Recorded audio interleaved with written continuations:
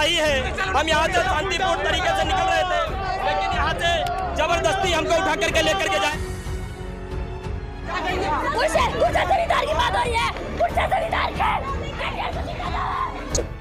एक तरफ प्रधानमंत्री नरेंद्र मोदी नई संसद का उद्घाटन कर रहे हैं, तो दूसरी तरफ देश की आन बान शान कही जाने वाली देश की महिला पहलवान और तिरंगा धरती में मिलते नजर आ रहे हैं। जिस तरह से उनके साथ जोर जबरदस्ती की जा रही है, एक ऐसा समय होता था जब यही तिरंगा, यही देश की बेटियां हमारा सीना गौरव से चौड़ा कर देती थी। लेकिन आज देख लीजिए किस तरह से इन्हीं देश की बेटियों के साथ खेला जा रहा है, किस तरह इनको फुटबॉल बनाकर पुलिस एक बार उधर फेंक रही है तो एक बार उधर फेंक रही है। पुलिस को ना तिरंगे की चिंता है, ना देश की बेटियों की चिंता है। तिरंगा भी धरती में गिरा पड़ा है और देश की बेटियां भी चिल्ला रही है, लेकिन उसके बावजूद भी ये तानाशाही की सरकार है, ऐसा लोग कह रहे हैं। और प्रदर्शनकारी खिलाड़ियों के साथ साथ अन्य लोगों को भी पुलिस लगातार उठा रही है और यही मामला अब सामने आ रहा है। लोग सवाल उठा रहे कि आखिरकार जो प्रधानमंत्री नरेंद्र मोदी विनेश फोगाट को अपने परिवार की बेटी कहता था, आज उसको क्या यह बेटी दिखाई नहीं दे रही?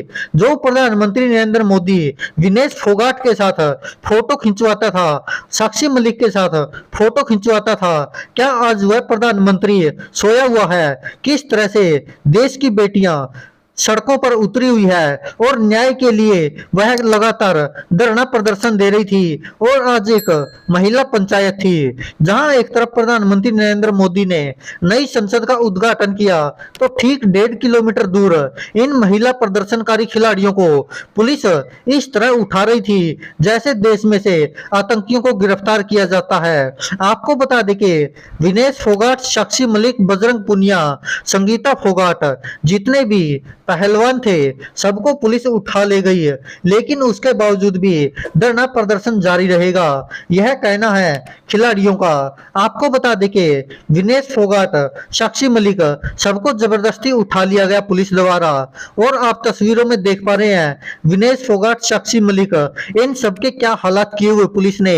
ये संगीता फोगाट है जो बजरंग पुनिया की धर्मपत्नी है, तो वहीं आप देखिए यह विनेश फोगाट और यह देश का तिरंगा कहां पड़ा हुआ है, क्या हालत कर दी है देश के इन पहलवानों की। आप खुद सोचकर हैरान रह जाएंगे कि एक तरफ प्रधानमंत्री नरेंद्र मोदी बड़े बड़े दावे कर रहे हैं, तो दूसरी तरफ देश के खिलाड़ी परेशान हैं, रो रहे हैं और कह रहे हैं कि कम से कम अगर हमें न्याय नहीं दे सकते तो गोली ही मार दो। आपको बता दें कि यह पहली बार नहीं है, इससे पहले भी बहुत बार ऐसा कुछ हुआ है। आइए आपको दिखाते हैं क्या कुछ कहा बजरंग पुनिया ने। पुलिस सिर्फ गुमराह कर रही है हमारे लोगों को और जबरदस्ती दबाव बनाया जा रहा है कि भाई आप ऐसे मत करो, ऐसे मत करो। जो जिसके ऊपर एलिगेशन लग रहे अपराधी है उसको तो आप खुला छोड़ रहे हो, उसको तो कुछ कर नहीं रहे। इतनी हिम्मत नहीं उनकी, वो कानून बदलवाने की बात करता है, पोक्सो एक्ट बदलवाने की बात करता है, सरकार को झुकाने की बात करता है, उसको तो आप कुछ नहीं कर रहे। यहाँ जो हाथ जोड़ के आपके आगे सामने खड़े उनके साथ आप ऐसा व्यवहार कर रहे हैं। आपने कल कहा था कि कई सारे हमारे 2-2,500 लोग डिटेन हो चुके हैं और बहुत सारे हमारे कोचिज हैं, हमारे जो खिलाड़ी भी हैं, जो हमारे समर्थक हैं, जो किसान नेता भी हैं, खाप पंचायत है, उनके घर पे पुलिस बैठी है। चाहे वो हरियाणा की बात हो, पंजाब की बात हो, यूपी की बात हो, राजस्थान की बात हो, हर जगह तानाशाही हो रही है। यहाँ पे सारी बातचीत करके तय हुआ है, उसके बाद हमारे से तो कोई बातचीत नहीं हुई जी। ये पुलिस का व्यवहार आप देख रहे थे, आप कैमरे में भी कैद कर रहे थे। एक तरफ नई संसद का उद्घाटन कर प्रधानमंत्री नरेंद्र मोदी संबोधन कर रहे हैं और कह रहे हैं कि यह हर भारतीय के लिए गौरव का समय है, तो लेकिन कहीं न कहीं यह उन लोगों के लिए तो गौरव का समय हो सकता है जो प्रधानमंत्री नरेंद्र मोदी को ही अपना भगवान मानते हैं और सब कुछ मानते हैं, जिनके लिए देश केवल प्रधानमंत्री मोदी ही है। अगर कोई भाजपा को वोट देता है तो वह देशभक्त है, वरना वह देशद्रोही है। जो लोग ऐसा मानते हैं या जो प्रधानमंत्री नरेंद्र मोदी के कट्टर भगत कहे जाते हैं, उन लोगों के लिए तो गौरव का विषय हो सकता है। लेकिन दूसरी तरफ देखिए, जहां खिलाड़ी इस तरह से परेशान परेशान हैं और जिस तरह से उनको जलील किया जा रहा है पुलिस द्वारा, जिस तरह से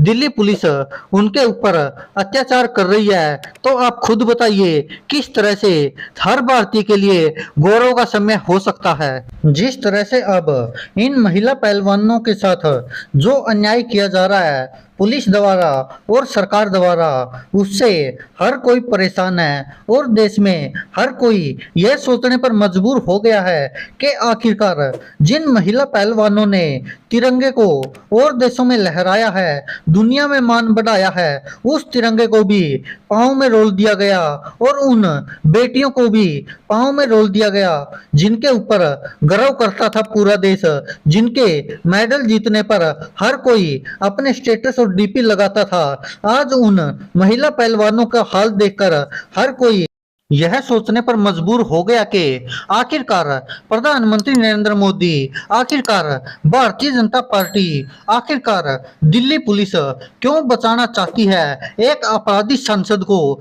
जिसके ऊपर देश की बेटियों ने इतने गंभीर आरोप लगाए हैं, जो कहता है कि हम सरकार को झुका देंगे, जो कहता है कि जो मेरे ऊपर आरोप लगे हैं, जिसके तहत केस दर्ज हुआ है, जिस पोक्सो एक्ट के तहत मुझे फंसाया जा रहा है, हम उस पोक्सो एक्ट के नियम को ही बदल देंगे। यह कहना है सांसद बृजभूषण का। आपको बता दें कि गोंडा का यह बाहुबली सांसद किसी से डरता नहीं है, ये इसने साबित कर दिया है और अब यह भारतीय जनता पार्टी की सरकार को भी आंखें दिखा रहा है और कह रहा कि उस पोक्सो एक्ट को ही हम बदल देंगे। दोस्तों, आप सोचकर देखिए कि आखिरकार इन महिला पहलवान खिलाड़ियों को न्याय लेने के लिए इतने दिन तक धरने पर बैठना पड़ रहा है, इतने दिन तक संघर्ष करना पड़ रहा है, तो आप सोचिए कि किसी सामान्य लड़की या महिला के साथ ऐसा यौन उत्पीड़न हो और अगर करने वाला भारतीय जनता पार्टी का नेता हो तो क्या सुनवाई होगी, तो क्या न्याय मिल पाएगा। आप सोचिए कि इतने बड़े बड़े खिलाड़ी जंतर मंतर पर प्रदर्शन कर रहे थे, उनके प्रदर्शन स्थल को तहस नहस कर दिया गया पुलिस द्वारा, सारा कुछ उखाड़ कर पुलिस ट्रक में भरकर एक अनजान जगह पर ले गई। आप सोचिए कि किस तरह से सोची समझी साजिश के तहत पुलिस ने यह कारनामा किया है। एक तरफ महिला पहलवान खिलाड़ियों और उनके समर्थन में आए हुए लोगों को सबको उठा ले गई, तो दूसरी तरफ जंतर मंतर पर जहां पर यह धरना चला हुआ था उसको खत्म करने के लिए पुलिस ने वहां से सारा सामान उठा लिया है और जंतर मंतर पर सफाया कर दिया गया है ताकि दोबारा से धरना प्रदर्शन शुरू ना हो। आपको बता दें कि यहां से जब सामान उठाया गया तो उसके बाद किसान नेता राकेश टिकैत ने बड़ा दावा किया और उन्होंने कहा कि देखते हैं सरकार और पुलिस कब तक हमारा सामना करती है, हम जहां पर भी रोकेंगे हम वहीं पर धरना देंगे। और साथ में राकेश टिकैत ने कहा कि पहले उन महिला खिलाड़ियों को छोड़ना होगा और उसके बाद आगे की रणनीति तय करेंगे। आइए दोस्तों, आपको भी दिखाते हैं क्या कुछ कहा किसान नेता राकेश टिकैत ने। ये तो तानाशाही तो यही तो होती है, और कौन सी होती है तानाशाही।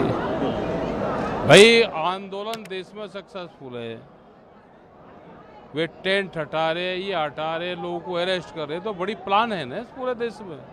देखिए इसका मैसेज जाएगा, ये मूवमेंट पूरे देश में चलेंगे। वे एक जगह से हटाएंगे तो हजारों जगह मूवमेंट चलेंगे, मीटिंगें होगी। मन से हटा देंगे क्या थानों थानों में जिलों जिलों में मीटिंग नहीं होगी, उसमें मीटिंग करेंगे। आप क्या दिल्ली आ जाएंगे? नहीं, हम यहीं रहेंगे दिल्ली में जाकर। यहाँ पे कब तक प्रोटेस्ट चलेगा? अभी देखते हैं कब तक चलेगा, क्या रहता है। अभी 1-2 घंटा देखते हैं, उनसे बातचीत करते हैं। ये है कि उनको छोड़ दें पहले, ठीक है। यहाँ हैं अभी, खाना वाना बनाएंगे यहीं और फिर आपस में चर्चा कर जब फिर प्लान बनाएंगे। आपकी क्या अनुसंधान से बात हुई है? अभी नहीं बात हुई हमारी, अभी तो आप लोगों के माध्यम से ही पता चला, अभी नहीं कर रहे बातचीत।